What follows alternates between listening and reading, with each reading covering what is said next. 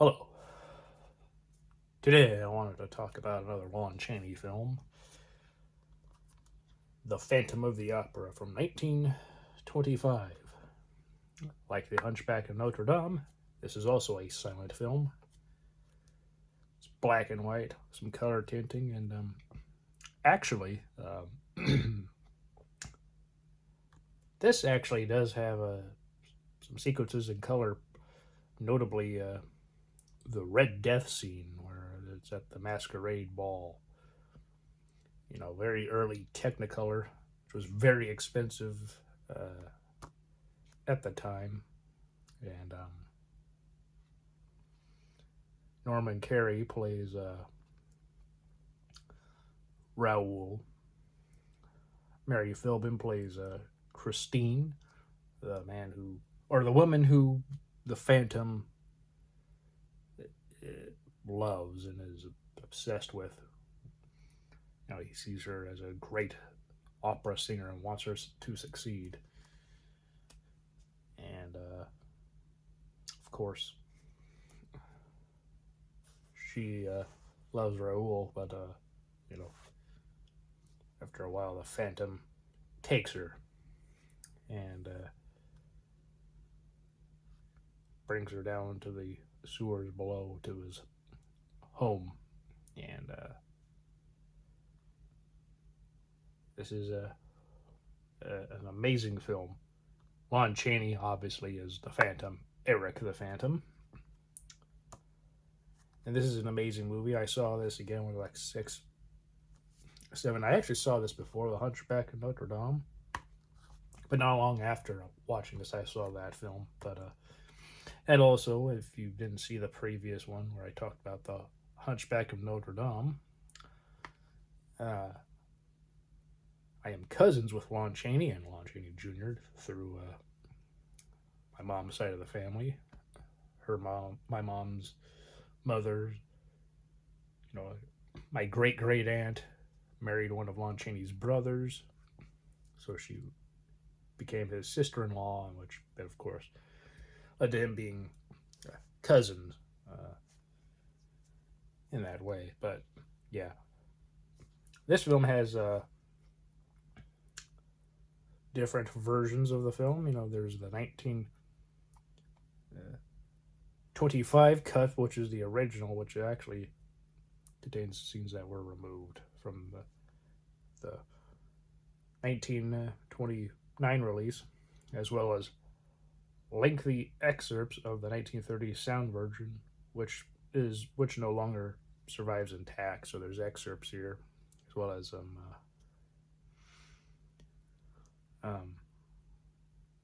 commentary on the first disc, which has the 1929 version. On the second disc is the 1925 version, which calls it alternate, because it features a musical score, or musical setting and arranged and performed by Frederick Hodges,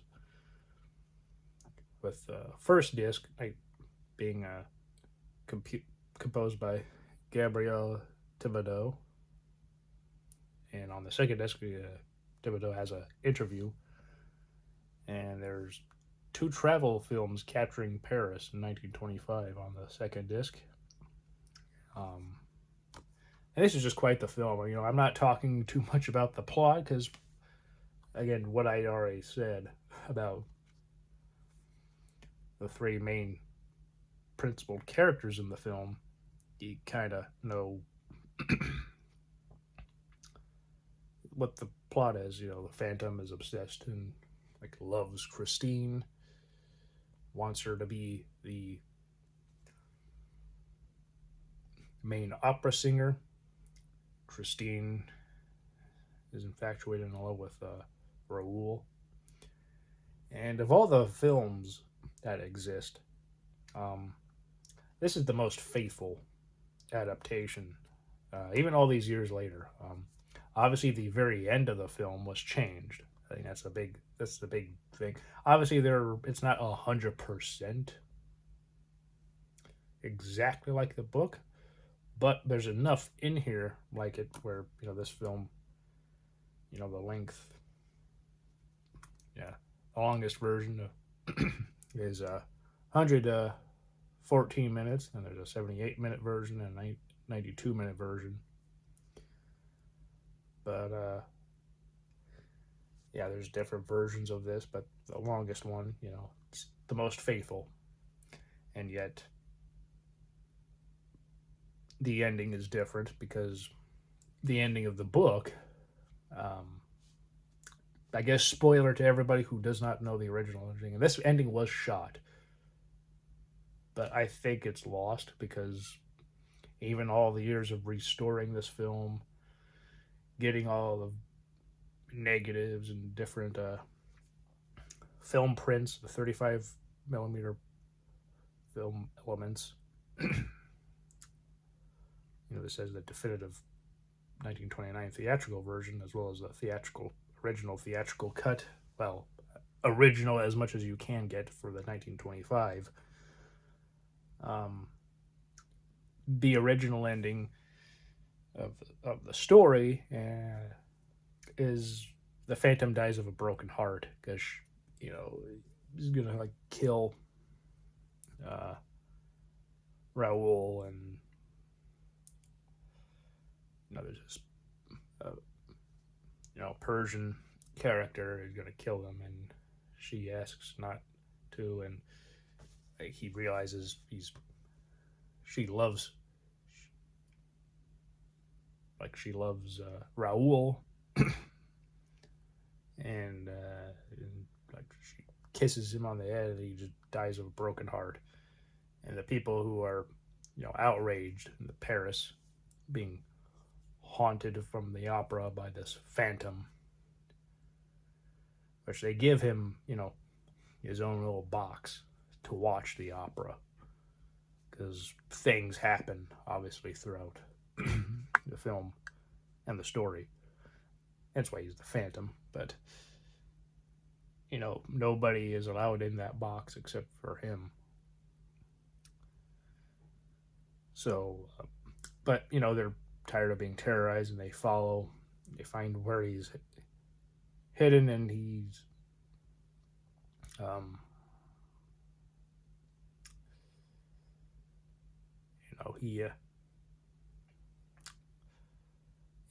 him dying the way that he does, audiences at the time thought that isn't what he deserves. He's a villain, so therefore he dies. He needs to have a death suited to a villain, and so this whole new ending was made, where there's a chase scene, and eventually they get him and they throw him into the river, and he drowns, which does not happen. He also kidnaps Christine again, and Raoul is there, and he helps and saves her, basically, from being trampled upon and all. But it's still a fine film. And like The Hunchback, this is in the public domain, so you can definitely find this film on YouTube. I'll try to find the longest version I can. Hopefully it'll be about 114 minutes or so. Obviously you want to try to find the best quality, which, again, the Kino version, the Kino Lorber version. No, here it says Kino Classics, because it is a classic. But they have a excellent transfer. This time they don't have too much disc art, just a black background with the yellow font of the poster, the Phantom of the Opera, which not bad, but I don't know. The Hunchback has that cover art on there, and would have been cool to have something like this here, or at least a couple of the poster arts here like this. If this is the main one, there's a few other posters that would have fit too. And just like the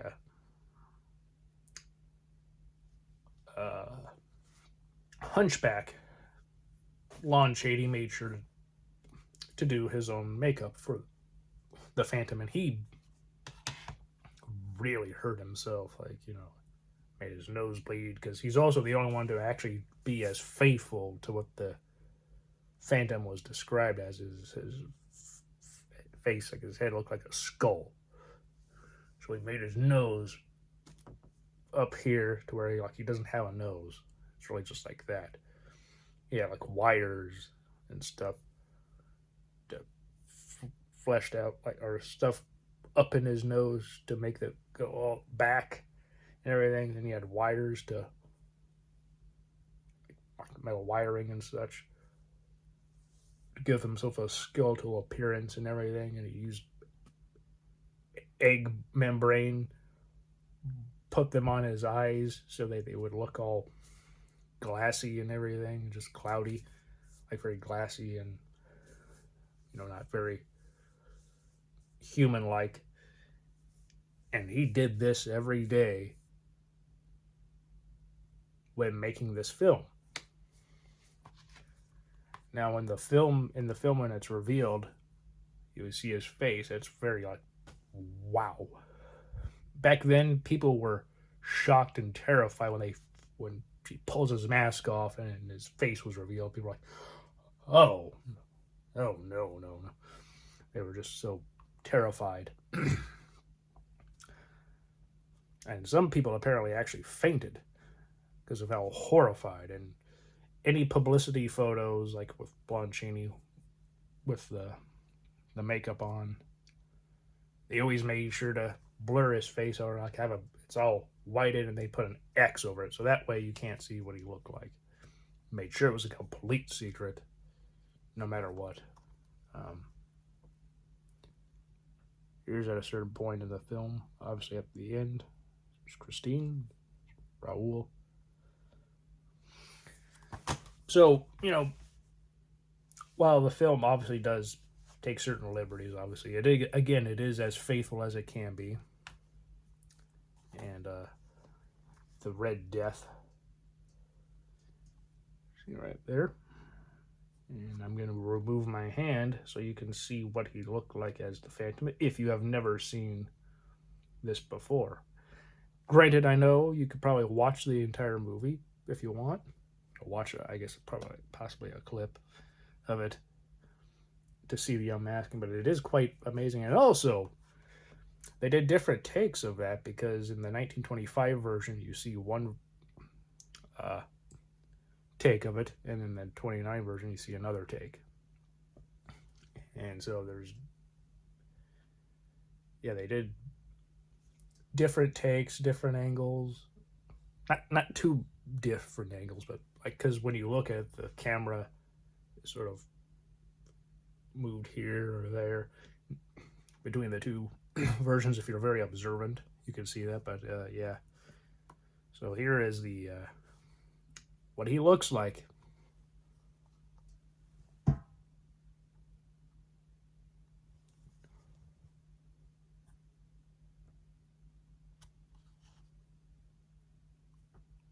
Hopefully it's not super blurry. I'm afraid it is. Yeah, that's a little better. But yeah, he made himself look like a skull.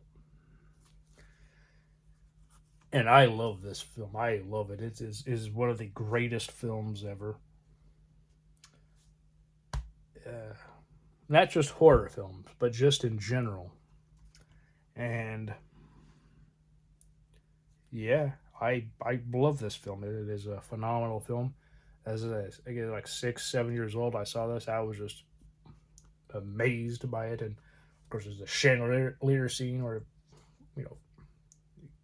falls on top of people because he was displeased. He wants Christine to be in the opera. She's not, so makes the chandelier fall. Like, all right, you do that. I'm not gonna. People are gonna suffer, and it's truly amazing just what they were doing back in 1925, 24, 25, but still, there are some still images of the ending, the original ending, the more like the book one, the most faithful one. There are like a few still images of him dying like that, like just lying dead. on the like the piano bench, because you play like the you know piano and organ and such. Yeah, this is a just a phenomenal film. A Universal film, but again, one of those that they just didn't keep the copyright to, and so it lapsed and in the public domain. Kino Lorber is the best version, though there is another version out there that I did have, but I gave to my mother, which actually had the right there on the cover the what the Phantom looked like, which was pretty cool. But I also love the poster art here. So, but yeah, this is definitely one was worth it. You know, the quality is the best that it can be. Um,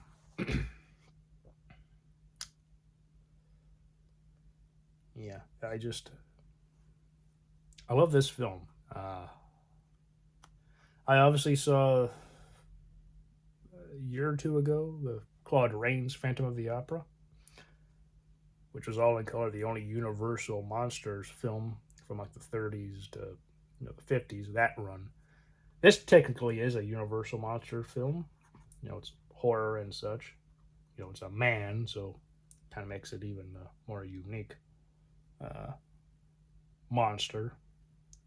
Because usually the monsters for the Universal Monsters movies are, they're either dead or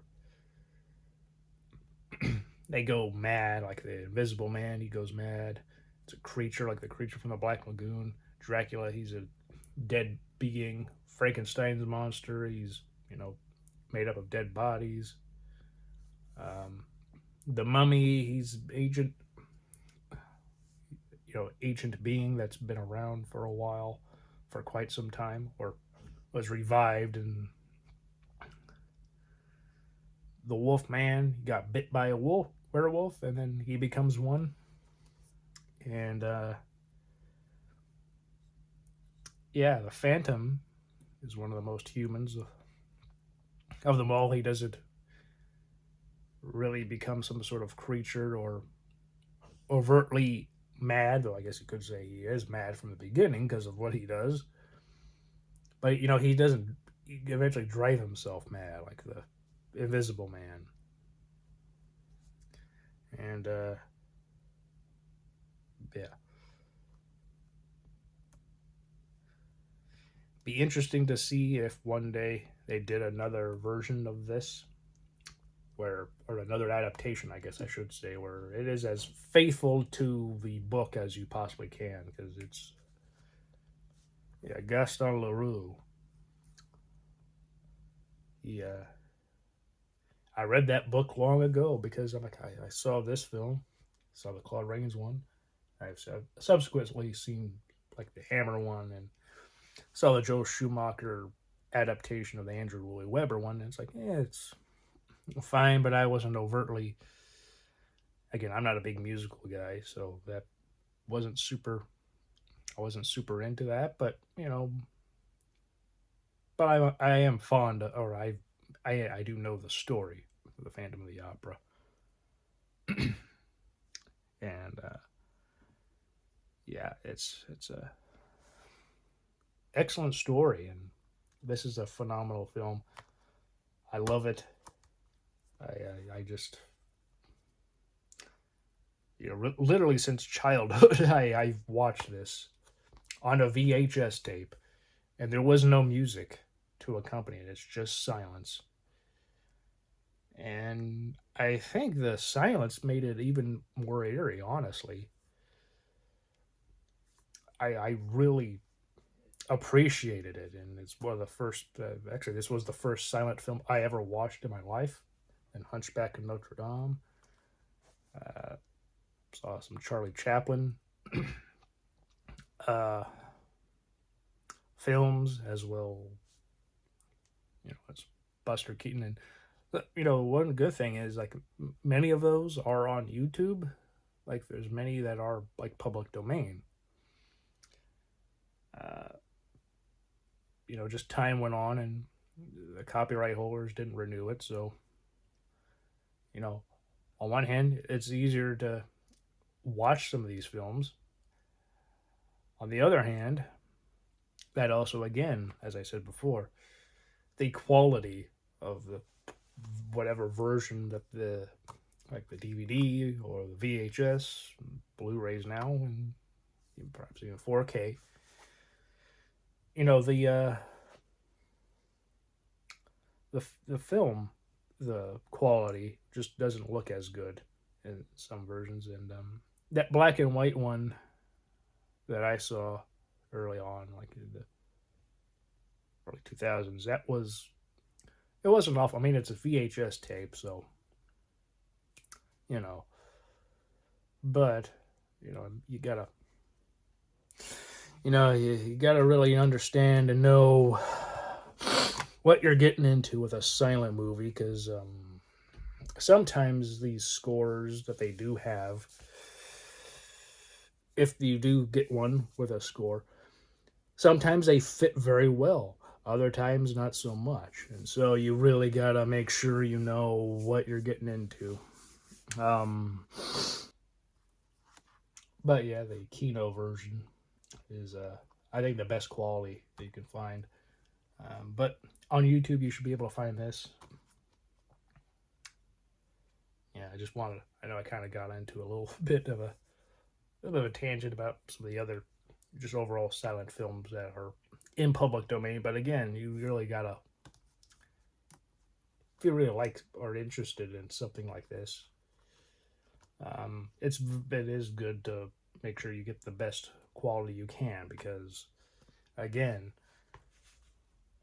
since anybody could really put out one of a film like this on VHS or DVD or what have you, people would just be like, yeah, easy money, doesn't matter. You can just, like, that was on television once, and there was no logo or anything, so I could just rip that off from the VHS copy that I've got, and then bam, put it on there, make a bunch of VHS cassettes, and later on, like, burn some on like a DVD or whatever, and there you go. You could just sell them, claim there's good quality and all that, and people won't know until later. But yeah.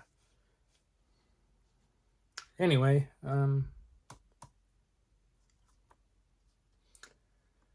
I just really love this film. It's excellent. It's very good. Classic story. And yeah, one of my favorite movies from not only when I was a kid, but just in general. A favorite horror film, just a favorite, a favorite film of mine. It's amazing. It's great.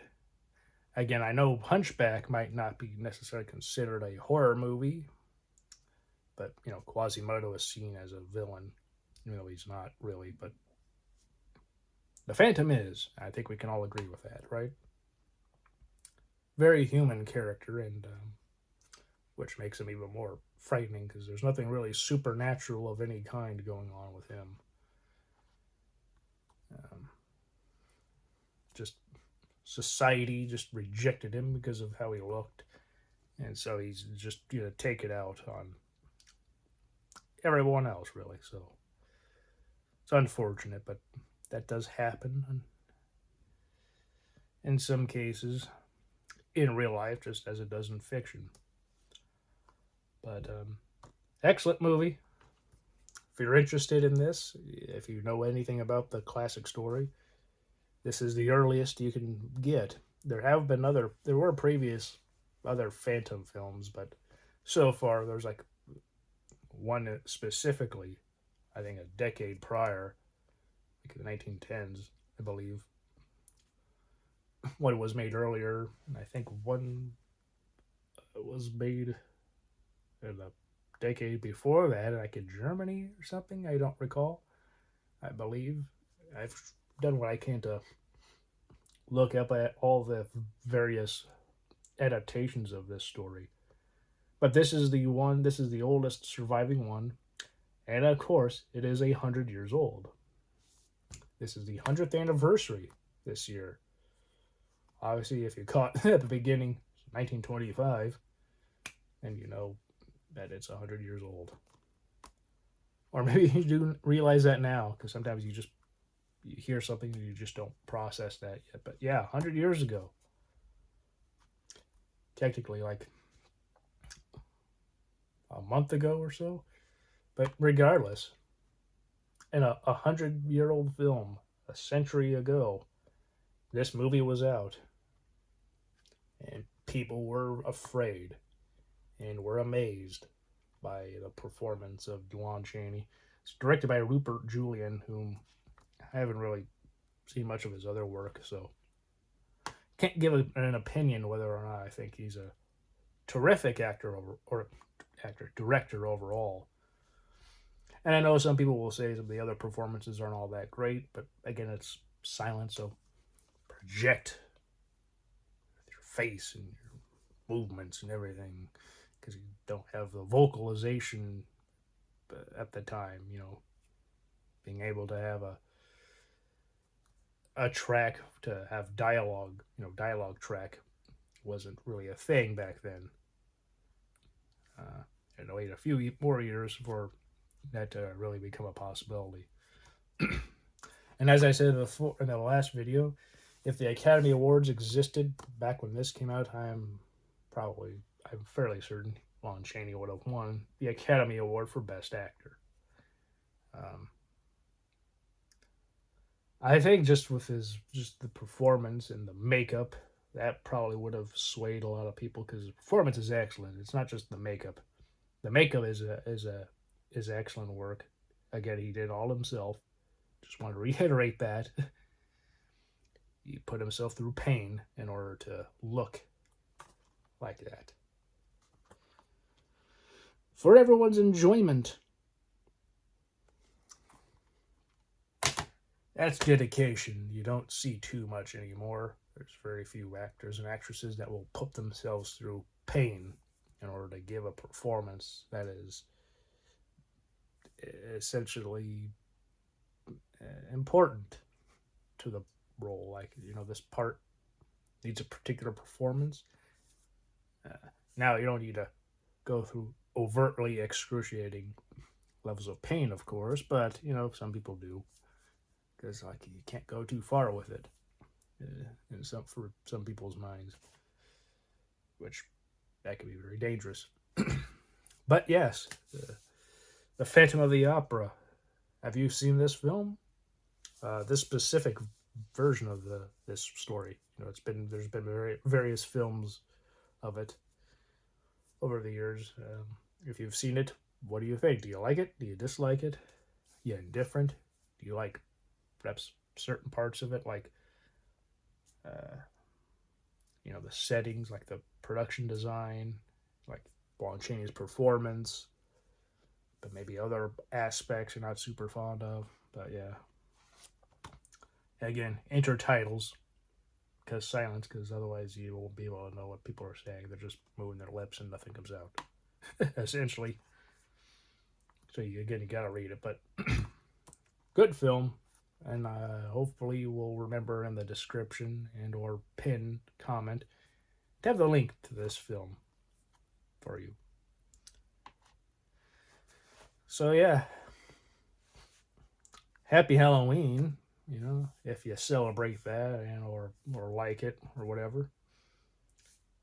Watch horror films or whatever you like to do on today.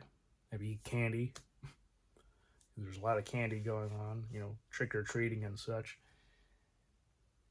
But, yeah. I hope you're all doing well. Please have a great day. Have a great next month. Tomorrow is November. Hope your October was really good. And I will see all of you next time. Please take care. And have a great rest of the year. I will continue to make some more videos until it's over, but you know what I mean. Just please have a great rest of the next 2 months. Hopefully 2026 will be just as good as this year if you've had a very good year. If you have not had a very good year, or if it's a bit indifferent, like had ups and downs, I hope the next 2 months will be good, as well as all of next year. So please take care and have a great day. Bye.